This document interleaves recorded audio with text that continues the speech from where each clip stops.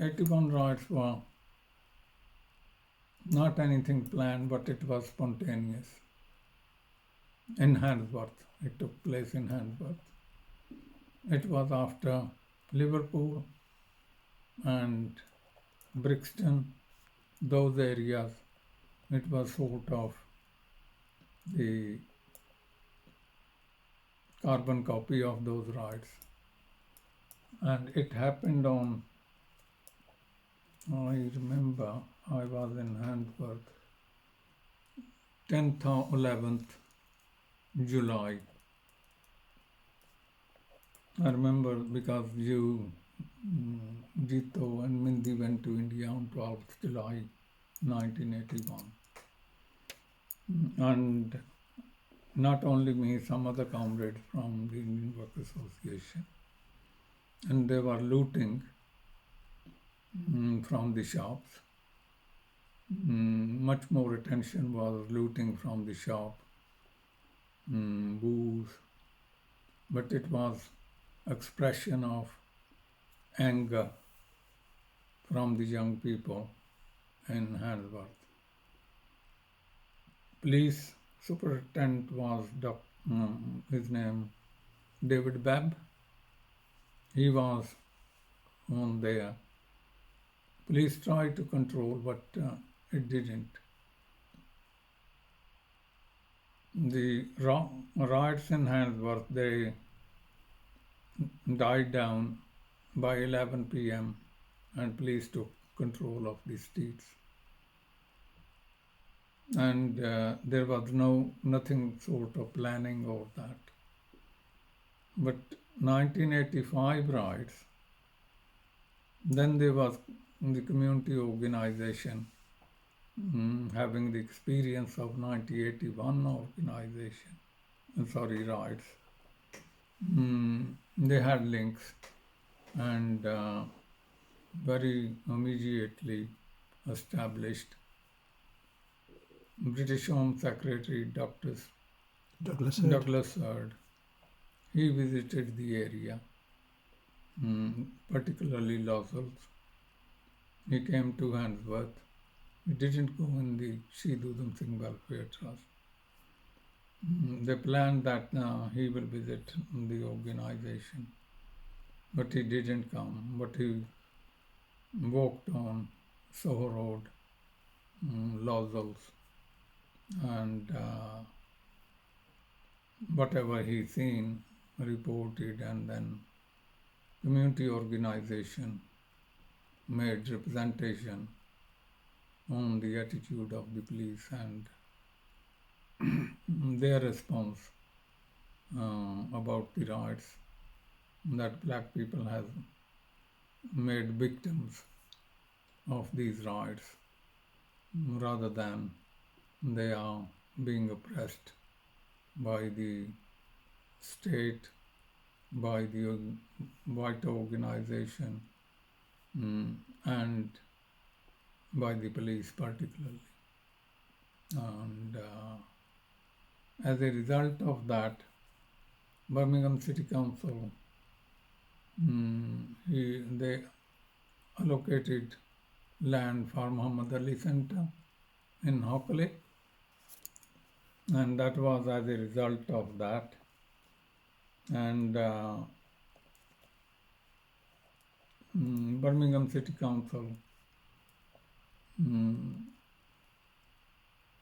had more coordination. I forgot the name of the guy who was chair of the party committee, Bill something. Yeah, I know who you mean. Yeah. Bill Gray. Bill Gray, yeah. So the impact of that organization. And then happened the another murders of the two people, and at that time community came together.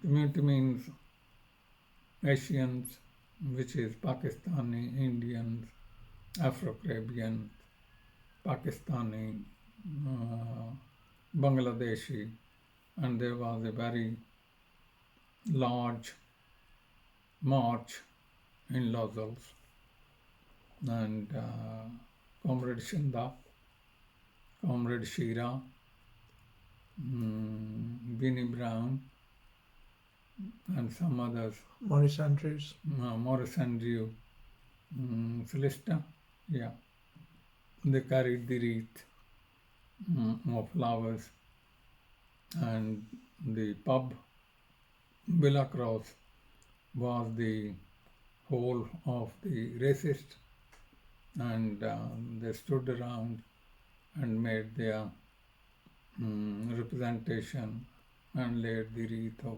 there. And that was good networking of communities together. Yeah. Yeah, there's obviously the Scarman report came out, and the West Midlands County Council, through Sushil Ori and led by Shivanandan, did a report called A Different Reality, Yeah. which was quite different from the report done by the police and the report done by the council. Yeah. Yeah. And then after that, the game became which report is the one that the authorities believed or didn't believe. But very little was done in terms of trying to alleviate the underlying situation that led to the riots. One could say that a lot of those, what they call these days disparities, but back then it was Yeah. called, clearly the discrimination and I prejudice against remember those communities. Sushil was working for the West Midland County Council, Yeah, not Birmingham Council, County Council. yeah. Yeah. Yeah, that is a fact. Yeah. And part of the response at that time was, I think the City Council, through Bill Gray and setting up the Race Relations Unit, tried to pull together lots of community organisations, and then the African Caribbean Community And they Organisations stepped appointed aside, Khurshid Ahmed, to the Race Relations Unit. yeah, head of the Race Relation Unit. Yeah, With Bill Gray, I think, I'm sure, Sardul Marba, he was a councillor. He was his assistant on the equality committees.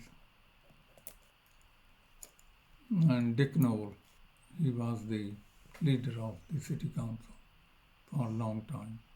Yeah. I do recall that in the 81 riots, a lot of us young people gathered. There's a fair happening in Victoria Park, and we tried to go from the fair to Handsworth, and the police had erected a barricade on Roeburn Lane where number 3 Foundry is.